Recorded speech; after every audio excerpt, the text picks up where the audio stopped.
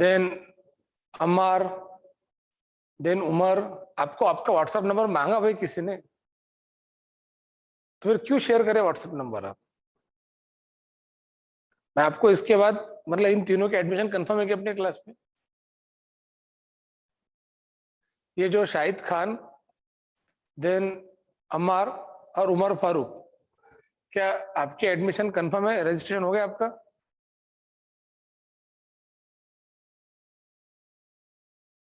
नहीं हुआ ना?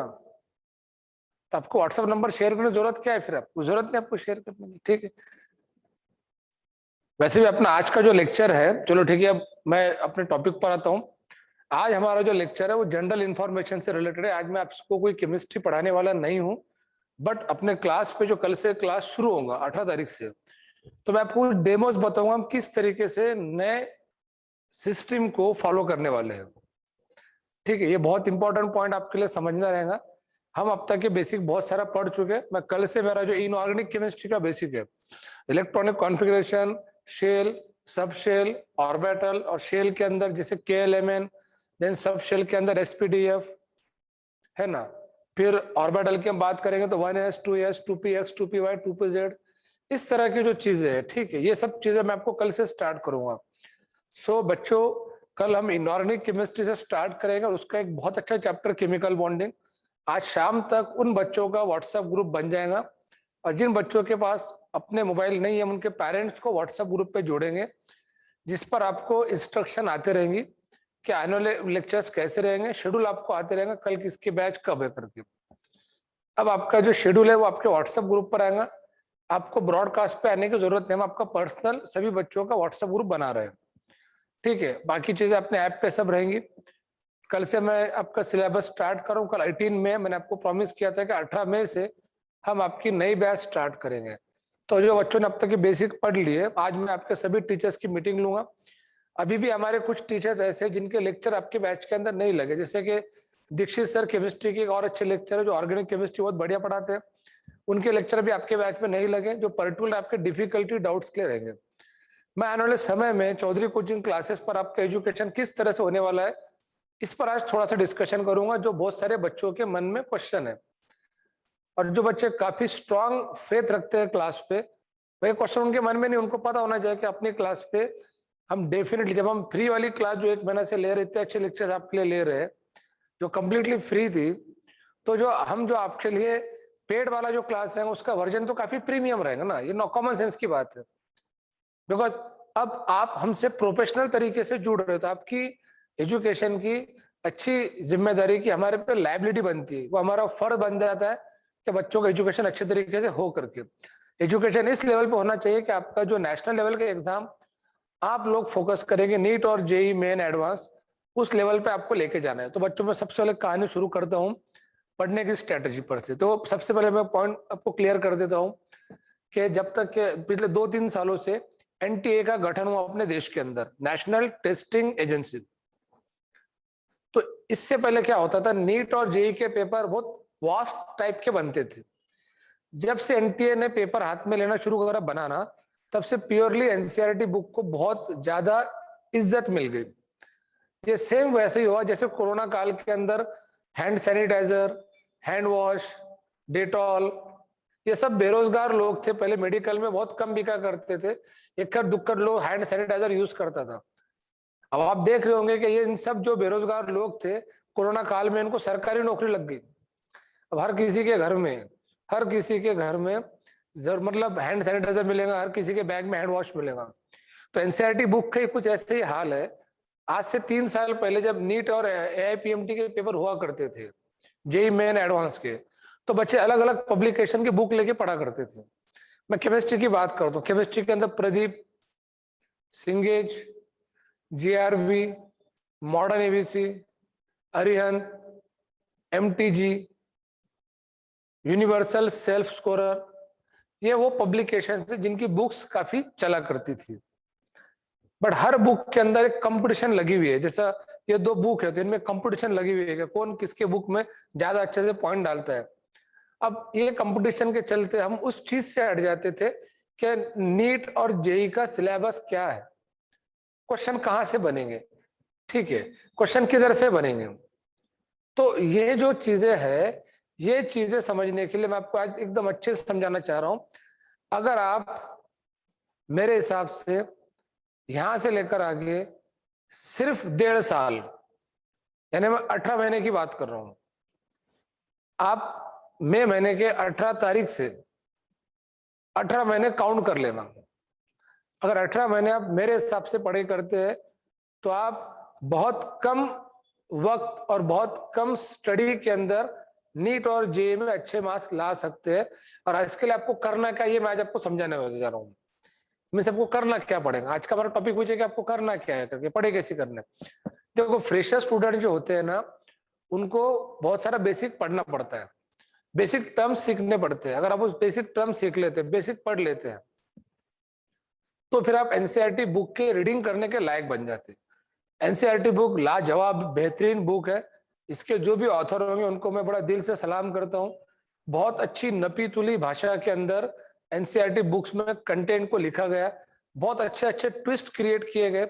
एक एक लाइन के अंदर आप बुरी तरीके से फंस सकते हैं।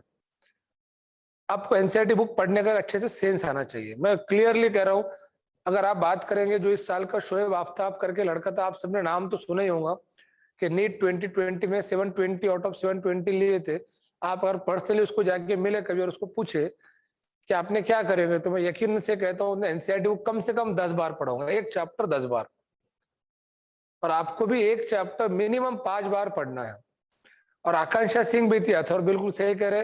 और मुझे बड़ा बुरा लगा आकांक्षा सिंह के बारे में, उस बच्ची ने भी 720 आउट ऑफ 720 ली थी, बट अपने जो सिस्टम इंडिया का है एनटीए का, उनके हिसाब से जिसकी एज ज्यादा रहती उसको रैंक कम देते, यानी कि फर्स्ट रैंक उसको मिला था, जबकि टोटली नॉन इथिकल है। ये होना चाहिए था जिसने कम उम्र में भी 720 आउट ऑफ 720 लिया उसको फर्स्ट रैंक मिला। अगर मेरे बस की बात होती तो मैं शोएब को नहीं, आकांक्षा को फर्स्ट रैंक देता, क्योंकि शोएब और आकांक्षा में, आकांक्षा की एज कम है, तो जो कम एज में इतना बड़ा काम कर ले रहा है तो उसको प्रायोरिटी मिलना चाहिए। मुझे लगता है सबके समझ में आ रहा हूँ मैं क्या कहना चाह रहा हूँ। मतलब शोएब ने वाकई बहुत अच्छा काम किया, या फिर एटलीस्ट दोनों को फर्स्ट रैंक देना चाहिए था। बट चूंकि रैंक की जब बात आती तो एक रैंक दो लोगों का नहीं रहता, तो किसी एक को रैंक देना ही पड़ता।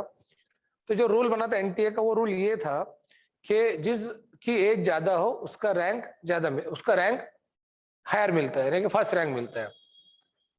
ठीक है, not possible board should be given first other, because क्योंकि ये प्रोटोकॉल होता है कि एक पहला रैंक किसी एक को ही मिलेगा, उसके अंदर रैंक में एक रैंक में दो लोग नहीं होते। तो हम ये कहना चाह रहे हैं कि अब मैं आपको अपने, मेरे पीछे आप देख रहे होंगे मैं कोई हसीन वादियों में नहीं खड़ा हूँ, ये पीछे टीवी की स्क्रीन है और ये स्क्रीन में की वादी है। मैं कोई स्विट्जरलैंड या कोई मतलब जम्मू कश्मीर या मनाली कुल्लू नहीं घूमने गया हूँ। ये टीवी की स्क्रीन है, मेरे लैपटॉप की स्क्रीन है, लैपटॉप इससे डायरेक्ट एचडीएमआई केबल से कनेक्टेड है। ठीक है, तो मैं अभी लैपटॉप के अंदर आपको दर्शन कराऊंगा कि हम किस तरह से कल से पढ़ना शुरू करेंगे। मैंने इसके पहले बताया था, आज का रजिस्ट्रेशन का आखिरी दिन है।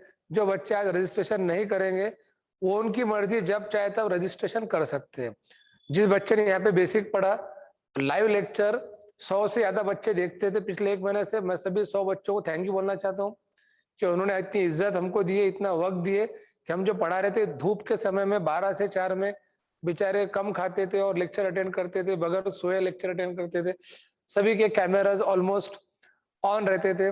वह मुझे अच्छा लगा बच्चों ने लेक्चर अटेंड करे, क्योंकि उनकी पढ़ने की आदत पिछले 1 सवा साल से पढ़ने की आदत छूट गई थी। तो ये बड़ी बात है। आप सब लोगों को मैं बड़ा लाइक करता हूँ इस बारे में कि आपने शहर में बहुत अच्छा काम करे। बाहर टेम्परेचर इतना है, सबके घर में एसी वेसी लगे हुए नहीं है, तब भी बच्चे पढ़े करते थे, लेक्चर अटेंड करते थे। तो अपना जो चौधरी कोचिंग क्लास का वसीम सर चौधरी क्लासेस करके ऐप है, वो 450 से पौने 500 बच्चों ने इंस्टॉल करे। वैसे अब तक के इंस्टॉलेशन जो हो गया वो मोर देन 1000 हो गया, पर मैं आपके बच्चों की बात कर रहा हूँ, मतलब आपके बैच के स्टूडेंट की बात करो जो 21 23 बैच, आपके बैच का नाम है 21 23। रिमेंबर दिस बैच, बिकॉज अब 21 में 11th में आए और आपका 23 में 12 का नीट और जेई का एग्जाम रहेगा। समझ में आ रहा है? तो आपके जो बैच है बच्चों 21 23 है, तो इस बैच के अंदर ऑलमोस्ट 500 बच्चों के आसपास बच्चों ने ऐप इंस्टॉल करे, यानी इतने बच्चे हमारा लेक्चर देखते थे। कुछ बच्चों के लिए लाइव लेक्चर जूम मीट पे अटेंड करना पॉसिबल नहीं था, because as per the avail इसमें अलग अलग प्रॉब्लम थे बच्चों के। जैसे कुछ बच्चों के यहाँ पे मोबाइल एक ही है, पेरेंट्स घर पर आएंगे तो लेक्चर देखेंगे। कुछ बच्चे ऐसे हैं कि ऐसे स्टूडेंट थे कि जिनके घर में नेट की अवेलेबिलिटी नहीं थी, नेट कम रहता तो अपने हिसाब से ऐप पे लेक्चर देखते थे। बहुत अलग अलग समस्या है बच्चों की थी। और वैसे भी अपना देश पिछले दिनों से बहुत सारे प्रॉब्लम से जूझ रहा है। आप भी जिन जिन लोगों की मदद कर सकते हैं, आपके पेरेंट्स को बोलिए, अपने आसपास के गरीब लोग, अपने गरीब रिश्तेदार, नहीं एटलीस्ट किसी को, आपको कोई बहुत गिफ्ट देना पर किसी के खाने पीने का या कुछ मेडिसिन वेडिसिन जो आप कर सकते हैं, क्योंकि ये काम बहुत ही नेक है और अभी इसकी जरूरत भी ज्यादा है। जो आप कर सकते करना चाहिए। आप आपके पर्सनल खर्चे कम करिए, आपके नए नए कपड़े लत्ते गाड़ी वाड़ी लेना भी कुछ दिनों के लिए कम करिए, फंडामेंटल चीजों पे खर्चा करिए और अपने साथ साथ अपने आसपास के लोगों का भी थोड़ा सा ख्याल रखिए। अगर आपको अल्लाह ताला ने, भगवान ने इस लायक बनाया कि आप कुछ लोगों की मदद कर सकते हो, तभी ये टाइम में जरूर करना चाहिए। जात पात धर्म वर्म नहीं देखना चाहिए। आप अपने हिसाब से आप अपना अच्छा काम करते रहना चाहिए, ठीक है। तो मैं एक जो पॉइंट पर आ रहा हूँ, हमारा पॉइंट ये था कि बच्चों ने लेक्चर देखे।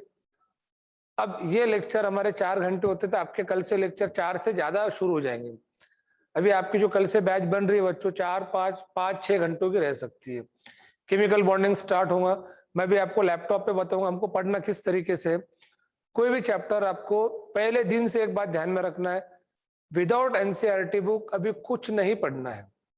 और अगर कुछ पढ़ना है तो कुछ चैप्टर ऐसे है कि एनसीईआरटी बुक में काफी हेवी लैंग्वेज के अंदर दिए हुए, तो टीचर का काम यह रहेगा कि उन चीजों को सिंपल भाषा में समझा के दे।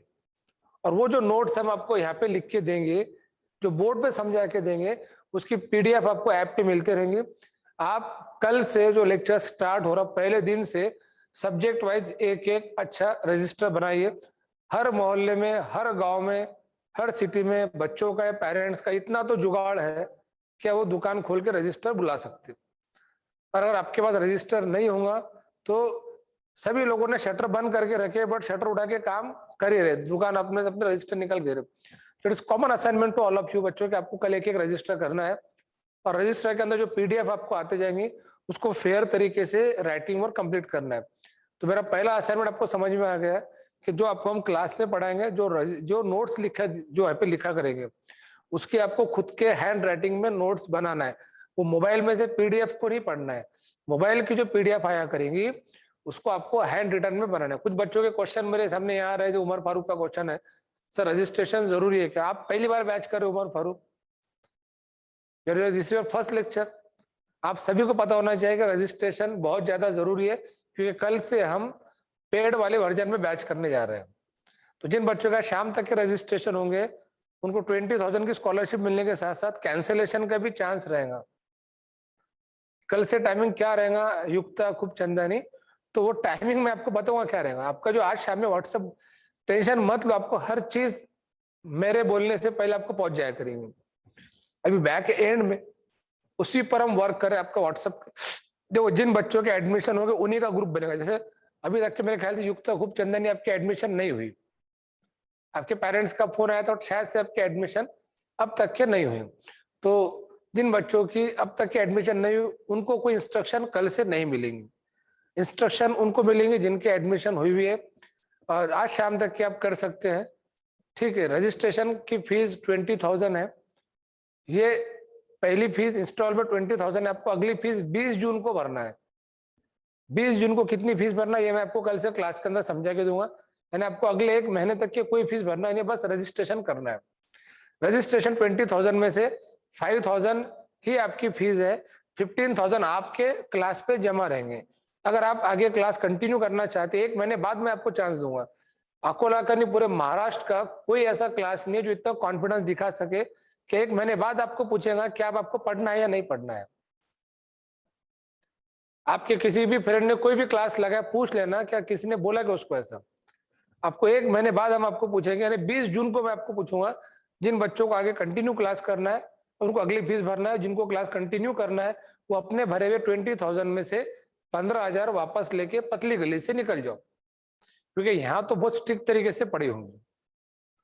जिस बच्चे का एक टारगेट है, जो कल से आपका बैच का पहला दिन, अब तक क्या आपने हंसी मजाक करके गम्मत गम्मत गम्मत जो भी अच्छी बुरी पढ़ाई करे, कल से आप सभी लोगों को एकदम सीरियस होना है। सर सारी वीडियोस ऐप पे रहेंगी ना? शायद सारी वीडियोस ऐप पे रहेंगी, बट ऐप का जो बैच बनेगा वो नया बैच बनेगा। अभी तक आपको सीसीसी बेसिक 23 जो बैच कोड मिला था, अब ये बैच कोड आपको नए ऐप के काम में नहीं आएगा, आपको नया बैच कोड मिलेगा। और वो बैच कोड जो रिक्वेस्ट है उन्हीं के एक्सेप्ट होंगे जिनकी रजिस्ट्रेशन हुई है। आप इस बैच कोड से आप अब तक के बेसिक के लेक्चर देख सकते हैं, बट कल के लेक्चर आप ऐप पे नहीं देख पाएंगे, आपको नई बैच ज्वाइन करना पड़ेगी, सीसीसी 21-23 बैच। समझ में आ रहा है? उस बैच का नया कोड आएगा, उसमें पीडीएफ आएंगे, उसमें आपको जूम मीटिंग के लेक्चर देखने के लिए मिलेंगे, उन्हीं बच्चों को जूम मीट के अंदर ऐड किया जाएगा। ठीक है, अब एनसीईआरटी बुक के बारे में बात बताता, आपने देखे होंगे कल परसों आपको 2 दिन पहले कंप्लीट एनसीईआरटी बुक्स एग्जाम्पलर के साथ इवन बुक्स कॉपी आपको पीडीएफ स्टडी मटेरियल के अंदर डाली गई, बराबर। आज की जो टेस्ट है वो स्कॉलरशिप वाली टेस्ट नहीं, आज की टेस्ट प्रैक्टिस टेस्ट है। पिछले दिनों में हमने जो भी पढ़े इसके ऊपर से आपको एक प्रैक्टिस टेस्ट देना है। अब मैं आता हूँ पॉइंट के ऊपर। तो पहली स्टेप ये थी, चलो ठीक है मैं बच्चों के क्वेश्चन के आंसर बाद में दूंगा। पहली स्टेप ये थी कि आपको सबको रजिस्टर करना है। अगर आप रजिस्टर नहीं कर सकते तो 1 जून तक की, वैसे महाराष्ट्र के अंदर लॉकडाउन है, कड़क निर्बंध लगे हुए, बट मुझे पता है कि हर पेरेंट्स का अपने गाँव में इतना होल्ड होता है कि वो स्टेशनरी दुकान पर से आपके लिए रजिस्टर ला के दे सकते हैं। मॉर्निंग में 7 से 11 वैसे भी मार्केट शुरू है, अति आवश्यक दुकानें बोल के अनावश्यक दुकानें भी शुरू है। समझ में आ रहा है आपको मैं क्या कहना चाह रहा हूँ? तो ये तो आप अपना भारतीय है, अपन आपको पता है कि यहाँ जितने रास्ते पकड़ने के रहते उससे ज्यादा भागने के रहते। तो भाई आपका रजिस्टर करने का काम है, कल से फेयर नोट उसमें लिखना है। साइमल्टेनियसली हम हर 15 दिन बाद आपके एक ऑब्जेक्टिव टेस्ट लेंगे। वो ऑब्जेक्टिव टेस्ट 20 जून के बाद हम शुरू करेंगे। अभी तो आपको 20 जून तक के हमने पिछले महीने में जो पढ़े और 18 मई से लेके 20 जून तक के जो पढ़ेंगे, 19 जून तक के, मतलब मैं बात यहां करता हूं कि 19 अप्रैल से लेके 19 जून तक, ये 2 महीने में जो आपको पढ़ाएंगे, इसके बेसिस पर आपकी स्कॉलरशिप टेस्ट होगी 20 जून को। उस एग्जाम का पहला जो रैंक लाएंगे उसको 1 लाख रुपए की स्कॉलरशिप फीस में मिलने वाली है। बट आई मेंशन वहां पर आपके मार्क्स भी अच्छे होना चाहिए, नहीं तो ऐसे नहीं कि भाई पहला रैंक आ गया मार्क्स घटिया है। हम आपको मार्क्स और रैंक दोनों की कंडीशन दे रहे। अब अगर 100 बच्चे पेपर दे रहे हैं तो कोई ना कोई पहला तो आएंगे ना उसके अंदर, बट वो पहला रैंक वाले के मार्क्स भी स्टैंडर्ड के होना चाहिए तो स्कॉलरशिप मिलेगी। तो हम उसके अंदर जैसे 720 मार्क का पेपर लेंगे हम आपका 20 जून को, 720 मार्क्स का। अब किसी का पहला रैंक आया बट मार्क्स 500 मिले तो स्कॉलरशिप नहीं मिलेगी। पहले रैंक वाले को 720 में से मिनिमम 600 नंबर लाना पड़ेगा, और फिर दूसरे से लेके 5वें रैंक वाले को 575। मार्क्स की कंडीशन मैं प्रॉपर अच्छे तरीके से आपको समझा के दूंगा, don't worry about it. Marks कब अच्छे आएंगे? जब आप अच्छे से पढ़ाई करेंगे। आप पहले पढ़ाई तो अच्छे से करो, ठीक है। एनसीईआरटी बुक सबको मिल गई, अपने व्हाट्सएप ऐप पे मिल गई एनसीईआरटी बुक आपको। आपके पास में जो ऐप है उसमें स्टडी मटेरियल के अंदर फ्री स्टडी मटेरियल बोल के हमने चारों सब्जेक्ट की एनसीईआरटी बुक को अपलोड कर डाले। Very good. अभी जब तक कि आपके पास बुक्स अवेलेबल नहीं है तो आप उस एनसीईआरटी को हम जो ई बुक का नाम दे रहे हैं, बिकॉज आपके मोबाइल में है, सॉफ्ट कॉपी में है। अगर कोई बच्चा चाहे जिसके पास में प्रिंटर वगैरह, शायद प्रिंट उसकी नहीं निकाल सकते, आप ऐप पर से प्रिंट नहीं निकाल सकते, तो जो आपका व्हाट्सएप ग्रुप बनेगा बच्चों में, व्हाट्सएप ग्रुप के अंदर जो जो चैप्टर हम पढ़ा रहे, मैं आपको चैप्टर वाइज नोट्स आपके व्हाट्सएप ग्रुप में डालूंगा, आप उस पर से प्रिंट निकाल सकते हैं। जिसके पास प्रिंटर है या प्रिंटर की व्यवस्था है और जिसको मोबाइल से ज्यादा पेजेस पे पढ़ने में ज्यादा मजा आता है, तो अब कुछ दिन तक की, मतलब बात सिर्फ 13 दिन की है, 13 दिन की, 18 मई से 30 मई तक, सिर्फ 13 दिन की बात है। 1 जून से हम आपको ऑफलाइन क्लास शुरू कर रहे हैं, चाहे कोई भी सिचुएशन हो। अब मुझे लगता है 1 जून तक के वैक्सीनेशन इतना हो जाएगा कि आप ऑफलाइन क्लास पढ़ने के ला सकते हैं। मैं आपको एक राज की बात बताता हूँ कि अभी भी ऑफलाइन क्लास आज से हमने स्टार्ट करे, बट ये क्लास उन बच्चों की जिनकी 2 महीने बाद में एग्जाम है, यानी रिपीटर स्टूडेंट की। रिपीटर या वो 12th वाले जो भी 2021 में नीट और जेईई का एग्जाम देंगे। जो बच्चों का नीट और जेईई का एग्जाम 2022 में रहेगा उनको हम 1 जून से बुला रहे हैं। जिनका नीट और जेईई का एग्जाम 2023 में रहेगा, 2023 जो आपकी बैच है 2023, तो आपको 1 जून से बुलाएंगे। 12-13 दिन ऑनलाइन पढ़ लो और आप अपने घर में बैठ कर टीचरों को अपने हिसाब से देख लो, फिर आपको ऑफलाइन क्लास के अंदर आना है। अब मैं टेक्निक पर आता हूँ बच्चों। देखो टेक्निक ये है जो आपके सामने मैं ला रहा हूँ, आपके सामने स्क्रीन पे एक चीज दिख रही होगी, धानवी सपरिया का क्वेश्चन है कि सर क्लास की तरफ से हमको कोई बुक मिलने वाली है क्या? बेटा क्लास के तरफ से आपको एक ही बुक मिलेंगी जो एनसीईआरटी बुक मिल गई, ई बुक, और आपको खुद को एनसीईआरटी बुक लेना है। किसी बुक की कोई जरूरत नहीं, अपने लाइब्रेरी के अंदर 10,000 से ज्यादा बुक्स है। आपने मतलब वो लाइब्रेरी में के बुक्स को अगर एक दिन में खाली भी करना चाहे तो खाली नहीं कर सकते, इतने बुक्स उसके अंदर है। तो आपको वो बुक्स में से कौन कौन सी बुक्स पढ़ना है, स्टेप बाय स्टेप पढ़ना है, हम आपको समझाएंगे। देखो आप अगर आलतू फालतू बुक्स पढ़ना शुरू करेंगे तो पढ़ने के अंदर भी टाइम पास होगा। हमें किसी भी तरह से कोई टाइम पास नहीं करना है, क्योंकि आपके पास जो टाइम है वो इतना ही है कि इन दैट गिवन टाइम आप एनसीईआरटी बुक बेस अच्छे से एमसीक्यूज और थ्योरी पढ़ सके। तो हर चीज, हर इंस्ट्रक्शन मैं आपको पर्सनली दूंगा। जब आपकी ऑफलाइन क्लास शुरू होगी ना, तो मैं आपको पर्सनली समझाऊंगा आपको नोट्स कैसी बनाना है करके, क्लास के अंदर समझाऊंगा। हम कैसे शॉर्टकट नोट बनाएंगे, कैसे मार्क करेंगे पॉइंट को, कुछ चीजों को हाईलाइट करेंगे। देखो मैं आपके सामने ये फोल्डर लाया हूँ, आपको दिख रहा होगा कि ये केमिस्ट्री दिख रहा होगा यहाँ पे, है ना? तो इसके अंदर मेरा पिछले 14-15 सालों का पूरा हिसाब किताब इसके अंदर है। ये मेरे लैपटॉप टीवी के स्क्रीन से कनेक्टेड है। अब हम केमिस्ट्री को ओपन करेंगे, इसके अंदर सारी चीजें आपको मिल जाएंगी। इसमें से मैं आपके लिए थोड़ी देर के लिए मतलब कुछ काम की चीजें बता रहा हूँ, वैसे तो बहुत कुछ इसमें बताने के लिए है। देखो ये हमने आपके लिए एक जस्ट टॉपिक लाया। आपने इस टॉपिक का नाम सुना ही होगा, इसका नाम मेटलर्जी है। और आई थिंक दैट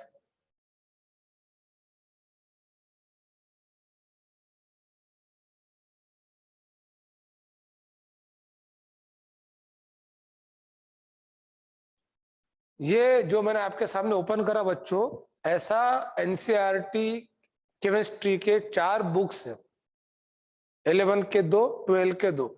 मैं चारों बुक के हर पेज को इस तरह से आपके सामने ओपन करने वाला हूं। उसमें काम काम की चीजें जो मैं ऑलरेडी ये मेरे हाथ से खुद मार्क की हुई है, ये मार्क आपके सामने ओपन करेंगे और इनको हम एक्सप्लेन करेंगे कि इस पे किस तरह से कौन से पॉइंट इंपॉर्टेंट है। यानी इतना स्पेसिफिकली आपको पढ़ना है कि आपके नजर से कोई पॉइंट छूटना नहीं चाहिए। तो हमारी पढ़ने की स्ट्रेटेजी देखो, रिपीटर्स को हम क्या कर रहे, डायरेक्ट बुक ओपन कर रहे। पर जो बच्चा पहली बार पढ़ रहे कि आपकी जो बैच है, तो हम आपको पहले ये सब्जेक्ट यहाँ ओपन करके नहीं बताएंगे। हम पहले आपको ये चीजें ये बोर्ड पे आपको समझा के देंगे यहाँ पर। जैसे अब तक के हम क्या कर रहे थे, अब तक मैंने क्या करा था, कल भी मैंने क्या करा था कि बोर्ड पर आपको अलग अलग चीज समझा के दिया था। तो इसको कहते हैं बोर्ड टीचिंग। मतलब आपको मैं अपने क्लास के टीचिंग मेथोडोलॉजी समझा रहा हूँ। ये मेथोडोलॉजी पूरे महाराष्ट्र में आपको कहीं नहीं मिलेंगी, और अगर इस मेथड से आप पढ़ेंगे then and then you can score out of 720 600 plus marks in NEET, same proportion in JEE. तो पहली स्टेप होती है बोर्ड टीचिंग। क्या हो गया भाई, कम है क्या? मतलब अब तक थोड़ा काले दिख रहे हैं कि अपन बच्चों को हो गई? मुझे बताना बाद में कैसे, मुझे बताना बाद में। टेस्ट की इंफॉर्मेशन भी आपको दूंगा, टेस्ट कैसे देना है आपको और क्या है। तो देखो मैं आपको स्टेप समझा रहा हूँ। पहली स्टेप ये है कि आपको, जो कि आप फ्रेशर है, आप पहली बार पढ़ रहे, तो हर टीचर का काम है बच्चों को छोटे छोटे कंसेप्ट बोर्ड पे अपने हाथ से लिख के एकदम गरम गरम ताजा ताजा फ्रेश समझाना। This is first step. समझ में आया? तो अपनी पहली स्टेप कौन सी रहेगी? Board teaching. आपको बोर्ड पे हम चीजें समझाएंगे।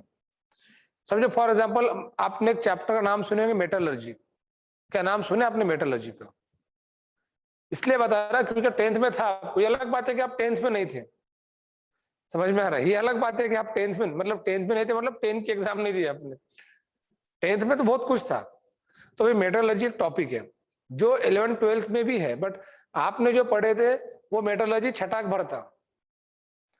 अब जो मेटलर्जी पढ़ेंगे वो किलो से क्विंटल से है, इतना वास्ट सिलेबस है। उसमें एक एग्जांपल बताओ, एल्यूमिनियम की मेटलर्जी आपने पढ़े थे, Hall Heroult process, Hall process, Bayer process, नाम तो सुना होगा आपने।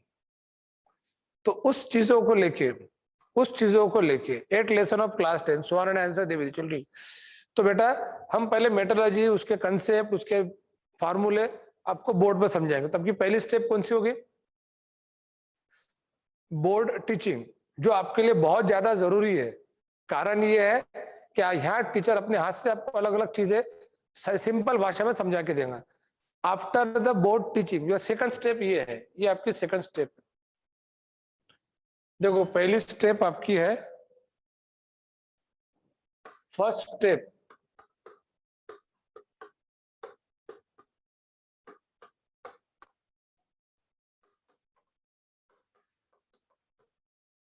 Board teaching. Step second, NCERT books reading.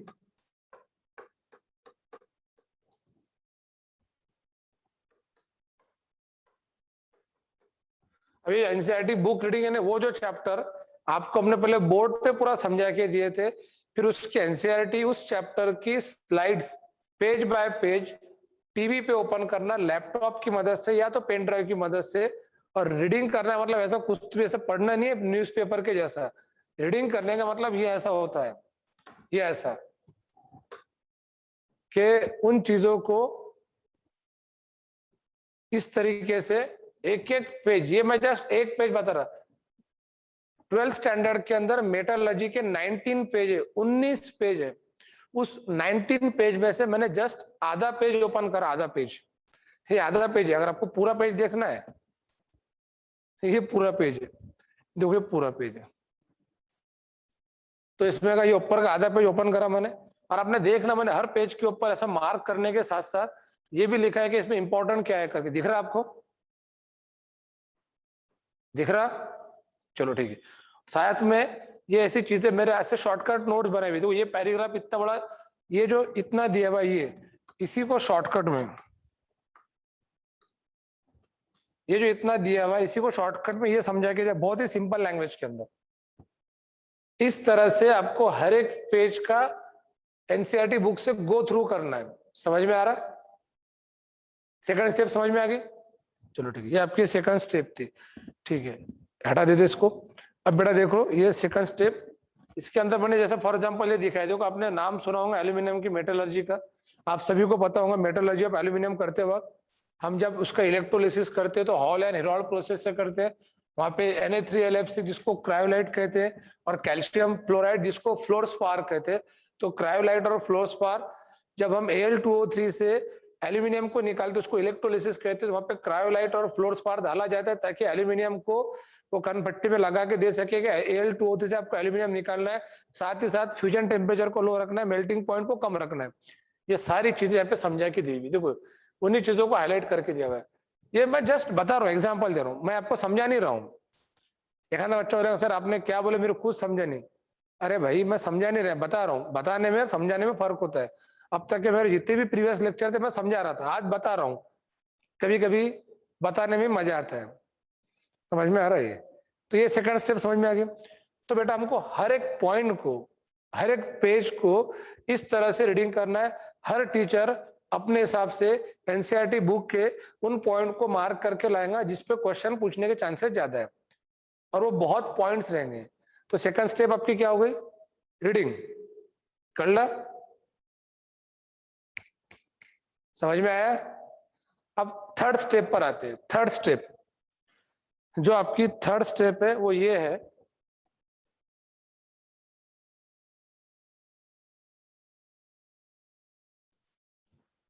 देखो ये थर्ड स्टेप आपकी है।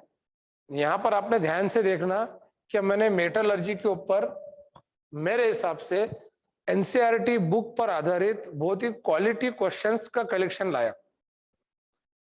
एक चैप्टर पर मिनिमम मिनिमम 100 क्वेश्चन रहेंगे। केमिस्ट्री के 32 चैप्टर्स है, तो 32 मल्टीप्लाइंग बाय 100 कितने हो गए भाई? 3200। हालांकि हम कुछ चैप्टर पर 150, कुछ चैप्टर पे 200। अभी देखना आपने, कोई आपका कोई बड़ा बहन भी होगा तो मैंने पी ब्लॉक करके एक चैप्टर है, कॉलम 15, 16, 17, 18, यानी कार्बन मतलब nitrogen family, oxygen family, halogen family, inert gas, इस पे 450 क्वेश्चन लिए सॉल्व करा के। तो ये ऐसे हम क्वेश्चंस लाएंगे। देखो ये टॉपिक कौन सा है? मेटलर्जी, मैं बात किसकी कर रहा था, मेटलर्जी की। पहली स्टेप बोर्ड टीचिंग, दूसरी step go through from the NCERT book page bye page, line by line, important point mark के साथ, साइड में short notes from the teachers. Third step है उस पर अच्छे क्वालिटी के क्वेश्चन सॉल्व कराना, ये थर्ड स्टेप। समझ में आ रहा है? तो ये जैसे फॉर एग्जांपल मैंने आपको ये पॉइंट बताया था कि मोस्ट अबंडेंट मेटल कौन है, मैंने पीरियोडिक टेबल के अंदर बताया था, with the most abundant metal on the earth crust. Metal की बात करें तो एल्यूमिनियम है, वैसे मोस्ट अबंडेंट एलिमेंट कौन है? शाबाश, युक्त ने आंसर दिए भाई, क्या बात है युक्त, आप तो बहुत खतरनाक फॉर्म में चौके छक्के मारे डाले कभी, है ना। तो मोस्ट अबंडेंट जो एलिमेंट है ऑक्सीजन है। देखो most abundant element in the atmosphere nitrogen है, यूनिवर्स के अंदर हाइड्रोजन है, और जमीन पर ऑक्सीजन है, और ह्यूमन बॉडी के अंदर मोस्ट अबंडेंट एलिमेंट हाइड्रोजन है, समंदर में मोस्ट अबंडेंट एलिमेंट हाइड्रोजन है, in the sea water hydrogen, in the human body hydrogen, in the universe hydrogen, in the on the earth crust oxygen, in the atmosphere nitrogen. समझ में आया? अरे कर लगा हो, कर लो, ठीक है। तो तीसरी स्टेप क्या थी भाई? तीसरी स्टेप ये थी कि आपको नंबर ऑफ एमसीक्यूज, बट वो सारे एमसीक्यूज टीचर का ये काम रहेगा कि वो एमसीक्यूज प्योरली एनसीईआरटी बुक में से होना चाहिए, क्योंकि अगर हम आलतू फालतू क्वेश्चन सॉल्व करेंगे इसमें टाइम जाएगा। मैं बहुत 15-16 साल का एक्सपीरियंस आपके साथ शेयर कर रहा हूँ। अभी इतना वास्ट सिलेबस है, क्या जरूरत से ज्यादा पढ़ना जो काम का नहीं है वो भी घातक है। जैसे नहीं पढ़ना बुरी बात है, ऐसा जो जरूरत का नहीं वो पढ़ना भी बुरी बात है। तो आपको एक फ्रेम में रह के, जैसे आपके सामने फ्रेम दिख रही होंगी ये, इसमें रह के इसका रिपीटेशन ज्यादा करना पड़ेगा। मैं आपको वो मेथड समझा रहा हूं जो आपको आपके टारगेट तक के लेके जाएंगे। अभी बैल के जैसा हार्ड वर्क करने का समय नहीं है, अभी आपको स्मार्ट बन के स्मार्ट वर्क करना पड़ेगा, उसमें हार्ड वर्क कर सकते हैं आप। पूरे जगह पर आपको ये चीजें कोई नहीं समझा के देगा। Third step is that MCQ practice, और वो एमसीक्यूज भी क्लास में सर सॉल्व करके देंगे, मैं सॉल्व करूंगा। तो मैंने बताया 32 चैप्टर पे 100 के हिसाब से कितने हो गए भाई? 3200। वैसे और ये क्वेश्चंस के अंदर 3 टाइप के क्वेश्चंस हम कवर करेंगे। नंबर 1 एनसीईआरटी बुक पर जो थ्योरी देवी उस पर बने हुए क्वेश्चंस। नंबर 2 इस मतलब थर्ड स्टेप में 3 टाइप के क्वेश्चन है, एनसीईआरटी बुक पर के क्वेश्चन, देन एनसीईआरटी एग्जाम्पलर जो मैंने आपको स्टडी मटेरियल बोल के व्हाट्सएप पे आपके ग्रुप में डाला, मतलब ऐप पे डाला एग्जाम्पलर, वो क्वेश्चंस, और इस चैप्टर पर पिछले 5-10 सालों से जो PYQ यानी प्रीवियस ईयर आस्क्ड क्वेश्चन, पिछले सालों के इम्तिहानों में पूछे हुए क्वेश्चन, पर पिछले साल मतलब 1 साल की नहीं पे घर मोरो, मतलब 5-6 सालों के मिनिमम, वो सारे टाइप के क्वालिटी क्वेश्चंस एक जगह पे अरेंज करके टीचर आपको ऐसे स्लाइड्स पे समझा के देंगे। तीसरी स्टेप समझ में आ गई? तो तीसरी स्टेप में 3 टाइप के क्वेश्चन थे। ओके, ये तीसरी स्टेप थी। वो मैं आपको यहाँ पे जस्ट डेमो देता हूँ। मेट्रोलॉजी पे क्वेश्चन कितने चेक कर लो आप। 1 slide, 2 slide, 3 slide, 4 slide, 5 slide, 6 slide, 7, 8, 9, ये 10। देखो लास्ट का क्वेश्चन कौन से नंबर का है?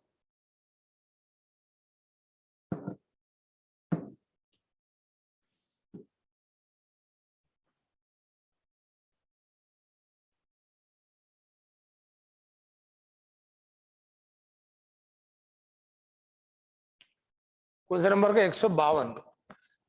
अब एक बात बताओ आपको, मेटलर्जी पर, मेटलर्जी इस टॉपिक में नीट के अंदर कितने क्वेश्चन आते हैं?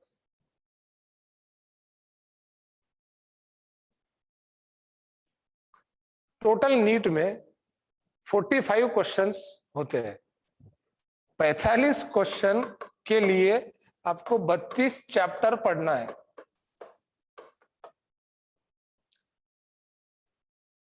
45 क्वेश्चन के लिए। और जो बात करेंगे हम जेई की, जेई में कितने क्वेश्चन आते हैं? जेई मेन के अंदर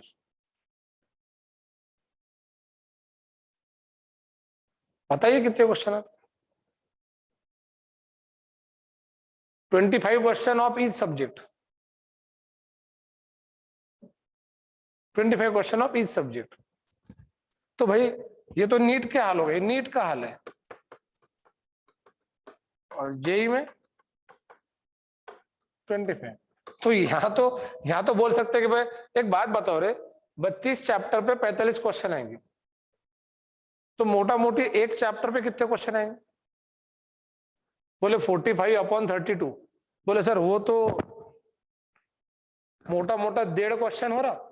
अबे 1.5 हो रहा, 1.5 से भी कम हो रहा, बिकॉज 48/32 इज 1.5। तो स्वानंद आंसर दी मे भी 1 या 2 क्वेश्चन आएगा। समझ में आ रहा है? तो कुछ चैप्टर ऐसे जिसपे 2 क्वेश्चन आते हैं, कुछ चैप्टर ऐसे होते हैं जिन पे 1 क्वेश्चन। ये 32 में से 20 चैप्टर मेजर है, 20, और 12 चैप्टर माइनर है। तो मेजर चैप्टर पे 2, 3, माइनर चैप्टर पे 1, और कुछ कुछ तो ऐसे गरीब चैप्टर 3, 4 वो कोई भी रह सकते कि उन पे कोई क्वेश्चन भी नहीं आता, पर ये आपको पता नहीं रहता कि किस पे क्वेश्चन आएगा, किस पे क्वेश्चन नहीं आएगा। मतलब आपको टोटल 32 चैप्टर पढ़ना है। अरे समझ में आ रहा है मैं क्या कहना चाह रहा हूँ? बोले सर अगर ये मालूम रहा कि किस पे क्वेश्चन नहीं आएगा तो कितना अच्छा होगा। अगर ऐसा मालूम रहता था तो फिर पढ़ने से भी जरूरत पड़ती थी कि अपने को? फिर ऐसा मालूम रहता तो फिर ऐसे पढ़ने में मजा आता था क्या? वही तो गेम है मजे का। रिस्क बहुत ज्यादा है इसके अंदर, मेहनत बहुत ज्यादा है, इसलिए मैं कहना चाह रहा हूँ हार्ड वर्क मत करो, स्मार्ट वर्क करो आप। अरे समझ में आ रहा है ये? ओके, अगली स्टेप सुन लो। तो अब एक बात बताओ, मेटलर्जी पे जो अथॉर ने आंसर दिया है 4 क्वेश्चन नहीं आते, मेटलर्जी पर 1 क्वेश्चन आता। 1 क्वेश्चन के लिए एनसीईआरटी बुक में 19 पेज की थ्योरी दी हुई है, 19 पेज। पहली स्टेप, उसके पहली स्टेप ये है कि क्लास में आपको क्लास टीचिंग होगा जो कम से कम 10 दिन चलेगा। उसके बाद 19 पेज का पेज रीडिंग। उसके बाद मैंने जो 152 क्वेश्चन लिया वो तीसरी स्टेप। कोई बताएगा चौथी स्टेप कौन सी है? अब एक ही तो चीज बाकी रही। शाबाश अथॉर पाटोले, वेरी गुड बेटा। The fourth step is test.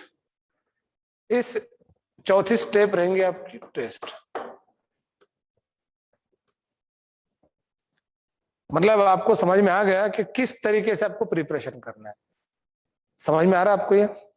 और वो जो टेस्ट रहेंगी वो प्योरली हम नीट और जेई लेवल की बनाएंगे, जिसमें आपको आपकी औकात का अंदाजा होगा कि अपनी औकात कितनी है करके। फिर उसमें जो क्वेश्चन आपके सही आ रहे हैं, वेरी गुड, और जो गलत आ रहे आपने वक्त रहते उन गलत क्वेश्चन का एनालिसिस, उसकी डिफिकल्टीज क्लास पे टीचर से अपने यहाँ पे डाउट काउंटर होते हैं वहां पे सॉल्व करना चाहिए। डाउट्स के लिए केमिस्ट्री में मेरे अलावा दीक्षित सर भी आपको सपोर्ट करेंगे, जो स्पेशल डाउट काउंटर पे रहते हैं। हर सब्जेक्ट के अंदर अपने पे डाउट काउंटर शाम में। मैं इसलिए समझा रहा हूँ चौधरी कोचिंग क्लास, ये जो क्लास है बाकी क्लासेस से बहुत अलग है, पर ये अलग बात है कि ये बाकी लोगों को पता नहीं है बाहर। वो तो मरे जा रहे हैं, 10वीं के टीचर ने नाम बताया, 10वीं के टीचर को किसी बड़े क्लास वाले से कमीशन मिल जाता, 10-15 हजार में बच्चे का सौदा हो जाता, उधर बच्चा चल जाता पढ़ने के लिए, उसको उसके पैसे मिल जाते, बच्चा सारा डूबे ना, बच्चे का क्या करने का है? बच्चा भी तो दिमाग से गोबर है, उसको समझ में आना चाहिए ना कि अपन ने कोई भी एक क्लास लगा रहे, बात 2 साल क्लास करने की नहीं है, बात 2 साल में 1.5 लाख रुपए फीस भरने की नहीं, बात 2 साल क्लास करे बाद भी अगर आपका फायदा नहीं हो रहा है, मार्क्स नहीं आ रहे, तो आप वापस तो 11-12 नहीं पढ़ेंगे जाके। 11-12 एक ही बार पढ़ाया था, बहुत सोच समझ के डिसीजन लेना चाहिए अपन को। और आप कोई एक बड़ी क्लास लगा लेते तो वहां पे कोई ऐसा पर्सनल रिस्पॉन्सिबल नहीं रहता। जैसे आप चौधरी कोचिंग क्लासेस के अंदर किसी भी चीज के लिए आप मुझसे क्वेश्चन पूछ सकते हो। समझ में आ रहा है मैं क्या कहना चाह रहा हूँ? इफ एनी डाउट्स वगैरह कोई आता है तो बेटा ये जो स्टेप्स मैंने बताया ध्यान में रखना। इसके बाद ये जो पॉइंट था step 2, then step 3 NCERT book base exemplar इसके जो रहते प्रीवियस ईयर क्वेश्चन, इस पर क्वालिटी क्वेश्चंस।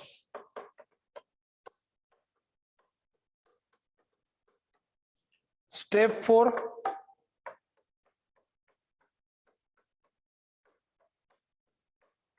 हम चैप्टर वाइज एक एक टेस्ट लेते और फिर बाद में जैसे आपका सिलेबस पूरा होता पूरे इस पर हम रिवीजन टेस्ट सीरीज शुरू करते, जिसका नाम टेस्ट सीरीज रहता, जो आपकी जिसमें आपकी टेस्ट की फ्रीक्वेंसी बढ़ जाती, मतलब हर हफ्ते में आपको 2-3 टेस्ट देना पड़ता। इतना आपको 18 मंथ्स में करना है।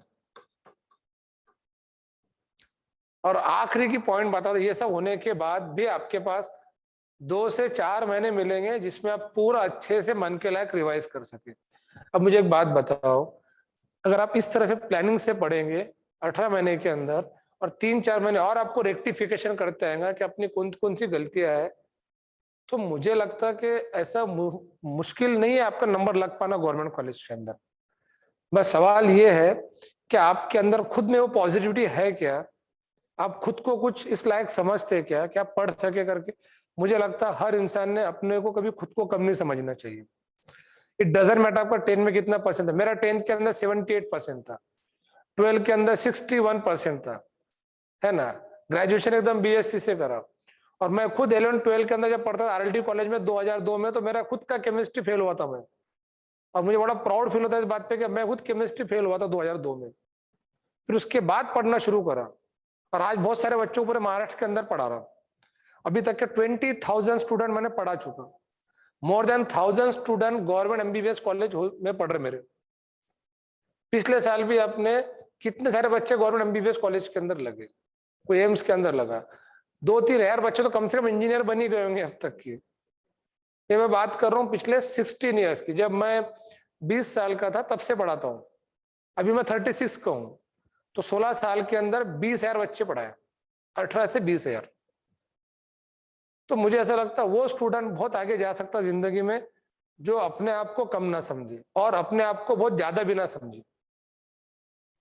तो डिप्रेशन और ओवर कॉन्फिडेंस दोनों इंसान को लेके डूबती है। आपने खुद को एक औकात में रखना चाहिए, पर्टिकुलर जो टीचर को आप फॉलो करते हो उसकी बात सुन के ईमानदारी से पढ़े करना चाहिए।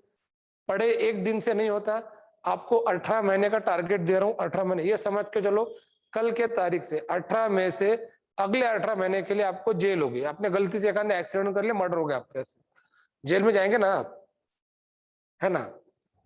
अब जेल में चलेगा तो वहां कैसे रहेंगे। तो ऐसा खुद को समझना पड़ेगा, रात दिन मेहनत करना पड़ेगी प्रॉपर कंसंट्रेशन से, बगैर टेंशन लिए, बगैर डरे, बगैर निगेटिविटी के साथ। और आपको हर चीज मैं स्टेप बाय स्टेप समझा के दूंगा। आज भी समझाया ना मैंने आपको चारों स्टेप पढ़ने की कैसे है करके। तो अरे समझ में आ रहा है मैं क्या कहना चाह रहा हूँ आपको। इस तरीके से आप अगर काम करेंगे तो आई होप सो आपका टारगेट आपको मिलता। मैं कोई आलतू फालतू के झूठे प्रॉमिस नहीं कर रहा हूँ, एकदम फैक्ट बताया, और 1 घंटे की बात नहीं है, 18 महीने की बात बताया। ये मुझे लगता है कि मेरा एक लेक्चर ऐसा आपके लिए होना चाहिए था करके मैंने आज पेन तो उठाया पर केमिस्ट्री नहीं पढ़ाया। अरे समझ में आ रहा है मैं क्या कहना चाह रहा हूँ आपको। तो ये जो चीज है ना, और ये चीज आपको इसलिए बता रहा हूँ कि अब कल से आपके लाइफ, नई जिंदगी का लाइफ का पहला दिन शुरू हो रहा है, तो उसको पॉजिटिवली लो। जिन बच्चों के रजिस्ट्रेशन हो गए उनको मेरी तरफ से heartly welcome from the CCC and from me also. जिन बच्चों के रजिस्ट्रेशन अब तक के नहीं हुए, शाम तक के कर लो, और जिनके रजिस्ट्रेशन शाम तक के भी नहीं होंगे वो आप अपने हिसाब से जब जब ठीक लगता कर लेना भाई। बट जो हम आपको जो जो स्कॉलरशिप दे सकते थे वो आज शाम तक के आपके लिए अवेलेबल है। और ये वैसे भी 20 दिन से मैं बोल रहा हूँ, कल से आपकी बैच शुरू होगी, उसका ग्रुप बन जाएगा, टाइम टेबल आपको प्रॉपर मिलता रहेगा। अब बारी आती है आपके आज के टेस्ट की, तो आज की टेस्ट बन गई। मैंने केमिस्ट्री के अंदर भी आपके 25 के जगह 30 क्वेश्चन डाल दिया, और आपने टेस्ट जब देंगे ना तो आपको समझ में आएगा कि मैंने जो जो पॉइंट्स आपको मार्क करता था, इंपॉर्टेंट ट्रिक बताता था, वहां पे क्वेश्चन किस तरीके से डाले हुए हैं। जस्ट एक प्रैक्टिस टेस्ट है, मजा आएगा आपको टेस्ट देने के अंदर। ऑब्जेक्टिव पैटर्न से टेस्ट है, निगेटिव मार्किंग नहीं है। अरमान से आपकी लक आजमाओ, जो ठीक करना ठीक करो, बट संभल के जरा, है ना। आपको पता होना चाहिए अपन सही क्या करें। मेरा क्वेश्चन ये पूछना था, क्या नेगेटिव मार्किंग रखना है आज के टेस्ट के अंदर, यानी सही क्वेश्चन आया तो 4 मार्क मिलना चाहिए, और गलत जवाब दिए तो 1 मार्क कम होना चाहिए। अपन नितिन रख सकते हैं ना नेगेटिव मार्किंग? आज नहीं रखे, रख सकते हैं ना वैसे? अभी रख सकते क्या? अभी भी रख सकते हैं ना। मुझे लगता है नेगेटिव मार्किंग से पेपर लिए ना तो मजा आता है। क्यों? उससे रियल टैलेंट समझ में आता। अब अगर समझो भाई आपके 100 क्वेश्चन है, एक आधे बच्चे ने ईमानदारी से पहले का बी, दूसरे का ए, तीसरे का सी, जो जो उसके खानदान के लोगों के नाम थे अल्फाबेट से आते थे, सब टिक करते चले गए, तो उसको मार्क तो मिलेंगे ना। नेगेटिव मार्किंग का मतलब होता है, अगर आप कोई क्वेश्चन का सही आंसर, 100 क्वेश्चन है, पहला क्वेश्चन आपने सॉल्व करे, वो सही है तो आपको 4 मार्क मिलेंगे। दूसरा क्वेश्चन सॉल्व करे, सही है तो 4 मार्क मिलेंगे ना, 8 हो गए। तीसरा क्वेश्चन आपको नहीं पता था, अपन शानपना करे आपने फिर भी सॉल्व कर देने, तो गलत हो गया। तो आपका 1 मार्क आपके पिछले 8 मार्क में से कम होगा। मतलब निगेटिव मार्किंग का मतलब होता है फायदा और नुकसान दोनों होने को होना, और पॉजिटिव मार्किंग का मतलब होता है बस फायदा ही फायदा होने को होना। भारतीय मेंटेलिटी समझ में आ रहा है मैं आपको क्या कहना चाह रहा हूँ? तो मुझे लगता है, मतलब मेरा ओपिनियन ये है कि नेगेटिव मार्किंग से पेपर लेना चाहिए करके। उससे क्या होगा, अगली टेस्ट में रखना, इस टेस्ट में नहीं रखना। क्या करना है आपको, चलो बताओ नेगेटिव। अंजलि बेटा आप बताओ क्या नेगेटिव मार्किंग से लेना है? विराज मापारी, अरे मापारी भी है, चलो ठीक है। ये विराज मापारी हमारे दोस्त है, राहुल मापारी सर का लड़का। बेटा विराज समझ में आ रहा है आपको अच्छे से? आई एम आस्किंग टू विराज।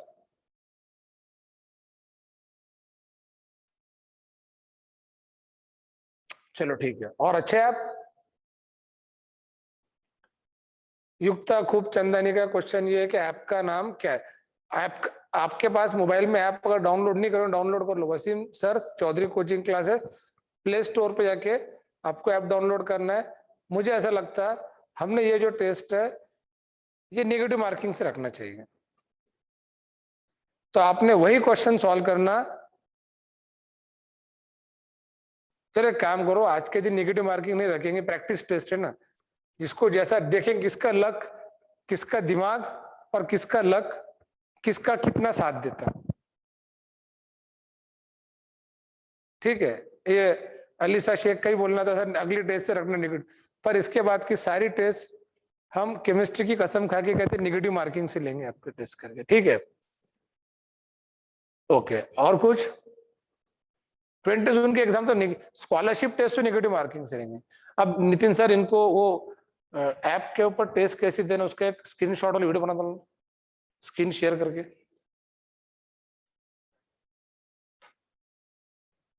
तो इनको ऐप पे टेस्ट कैसे देना बताएंगे, समझेंगे फिर कितने हो जाएगा? वहां पे टेस्ट सेक्शन पे आना है और बस क्वेश्चन सॉल्व करते जाना है और एंड में सबमिट करना है। देखो चलो ठीक है, मैं टेस्ट का पैटर्न समझा रहा हूँ कैसे करना है। आज शाम में 5 बजे ऐप पर टेस्ट सेक्शन में जाना है, वहां पर आपको टेस्ट अपलोड हुए भी दिखेंगे। टेस्ट पे टिक करना है, टेस्ट खुल जाएंगे। Starting from first question to 100 question आपको क्वेश्चन सॉल्व करना है। जब पूरे क्वेश्चन हो जाएंगे देन टेस्ट सबमिट करना है। अब बीच में टेस्ट सबमिट कर देंगे तो फिर आप आगे क्वेश्चन सॉल्व नहीं कर पाएंगे। सिंपल है, कोई माउंट एवरेस्ट पे चढ़ने वाली बात नहीं है। 5 बजे टेस्ट सेक्शन पे जाना है, ऐप सबके पास में। युक्ता खूब चंदानी सर एक बार कोड बता दीजिए, भाई कोड क्या है? तो ये कोड है अपना बैच का, मतलब जो बैच कोड है वो है CCC बेसिक 23। तो क्या आपने अब तक के युक्ता बेटा आपने अब तक के ऐप इंस्टॉल नहीं करे क्या?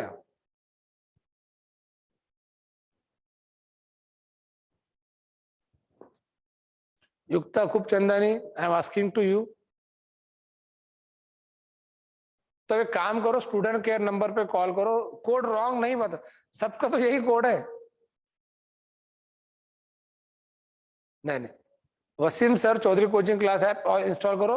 आपका जो बैच कोड है वो यही है, CCC बेसिक 23। आपको बेसिक, उसमें बेसिक बैच लेना पड़ेगा ना इनको पहले। बैच कौन सी? देखो आपको क्या करना है कि बेसिक 23 वहां पे अलग अलग बैचेस है और हर बैच का बैच कोड अलग अलग है। ये जो बैच कोड है ये किसके लिए? जो बेसिक बैच 20, क्या नाम था अपने बैच का? बेसिक बैच 21-23, उसके लिए ये कोड है। ये जो कोड है ये है बेसिक बैच 21। इस बैच के लिए ये कोड है। अब समझ में आया कितने अच्छे से समझा के दे रहे? आज सभी को चारों सब्जेक्ट के पेपर सॉल्व करना है, मैंने बताया था इसके पहले। आज का पेपर कॉमन टू ऑल है, कोई फिजिक्स केमिस्ट्री मैथ्स बायोलॉजी सब 100 क्वेश्चन आपको सॉल्व करना है। बायोलॉजी पे 30 क्वेश्चन है, केमिस्ट्री पे 30 क्वेश्चन है, फिजिक्स पे 20 क्वेश्चन है, मैथ्स पे 20 क्वेश्चन है। समझ में आया? और ये मेरे चारों स्टेप समझ में आ गए। पहली स्टेप क्या है, क्लास में टीचर का टीचिंग आपको अटेंड करना है, क्योंकि आप फ्रेशर है, आपको हर टीचर पहले अच्छे से बेसिक से बहुत बारीक बारीक समझा के देगा। दूसरी स्टेप ये है कि एनसीईआरटी बुक का हमको गो थ्रू रीडिंग करना है, जैसे मैंने आपको बताया प्रॉपर तरीके से मार्क करी चीजें शॉर्टकट उसमें भी लिखे रहेंगे। तीसरी चीज ये उन NCERT book based question, then उसकी उस क्वेश्चन के अंदर एनसीईआरटी के एग्जाम्पलर पिछले साल के पूछे हुए काम के क्वेश्चंस वो आ जाएंगे।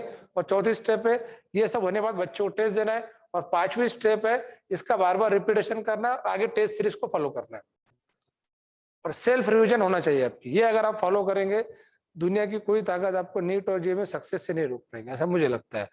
तो ये पॉइंट समझ में आ गया। आज क्विज है तो क्विज है अपना, आज भी ये समझ में आज मैंने लिया। तो आज के लिए तक काफी है, मेरा आज का अपने बेसिक का लास्ट लेक्चर था। कल से हम प्रोफेशनल तरीके से अपनी क्लास स्टार्ट करेंगे। आज शाम में आप 5 से 7 पेपर दो, 7 बजे तक आप पेपर दे सकते हैं। सीसीसी ऐप पर आपको टेस्ट देना है, टेस्ट सेक्शन में जाना है, टेस्ट को क्लिक करना है, टेस्ट आपके सामने आ जाएंगे, फिर टिक करना शुरू करना है। सर 20 जून का पेपर कॉमन नहीं रहेगा, 20 जून का पेपर आपके ग्रुप के हिसाब से रहेगा। मैं एक बार लास्ट टाइम कहना चाहता हूँ कि जिनका रजिस्ट्रेशन बाकी है हो सके तो शाम तक के करने में उनका फायदा ज्यादा है। 5-6 बजे तक के आप रजिस्ट्रेशन कर सकते हैं। वैसे कल से रजिस्ट्रेशन के टॉपिक पर हम कोई डिस्कशन नहीं करेंगे। 18 मई से वीडियोस उन बच्चों को दिखेंगे कल के लेक्चर, क्योंकि ये जो बैच है ये बैच सिर्फ आज के लिए है। जिन बच्चों के आज शाम में रजिस्ट्रेशन हो जा रहे हैं उनको कल से नई बैच कोड मिलने वाला है, उनकी बैच नई बनेगी। ये जो बेसिक 23 नहीं हटके सीसीसी 21-23 बैच बनेंगे, उसका बैच कोड अलग रहेगा। वो बैच कोड आपको मिलेगा, उससे आपको रिक्वेस्ट भेजना पड़ेगी। वो रिक्वेस्ट यहाँ से उसी की एक्सेप्ट की जाएंगी जिसकी एडमिशन क्लास पे हुई हुई है। फिर वही बच्चा आगे के लेक्चर देख पाएगा। पुराने वीडियो वो देख पाएंगे जिनका रजिस्ट्रेशन नहीं, देख सकते पुराने वीडियो इसके अंदर अवेलेबल रहेंगे। तो मेरे ख्याल से आज के लिए इतना काफी। मेरे पास इमरान सर की बैच है, डॉक्टर सैयद इमरान सर जो आपके बॉटनी के टीचर थे, उर्फ शाहरुख, अभी आपकी आज उनकी बैच है। उसके बाद फिर बुआ सर की बैच है। तो आज आपके 3 ही लेक्चर हैं, उसके बाद आपकी टेस्ट रहेंगे। टेस्ट के लिए मेरे तरफ से सब बच्चों को बहुत बड़ा ऑल द बेस्ट। ठीक है, remaining topic will continue from tomorrow. आपका जो रिजल्ट है वो 7:30 तक के आ जाएगा। 7 बजे टेस्ट हो जाएंगी, 7:30 तक के अता पता लापता आपको पता चल जाएगा अपन कहाँ पे कितने मार्क्स लिए करके। ठीक है, अच्छे से टेस्ट सॉल्व करो, टेंशन मत लो। ये कोई आपकी मरने जीने की टेस्ट नहीं है, ना ये कोरोना टेस्ट है, जस्ट नॉर्मल प्रैक्टिस टेस्ट है। प्रैक्टिस करके दो, चीटिंग मत करो। चीटिंग करेंगे तो एक बात ध्यान में रखना, कोरोना काल चल रहा है, जो चीटिंग कर रहा है उसको अल्लाह भगवान के साथ साथ कोरोना वायरस भी देख लेगा। ठीक है, अपना अपना ख्याल रखना। Bye bye. मार्किंग नहीं है।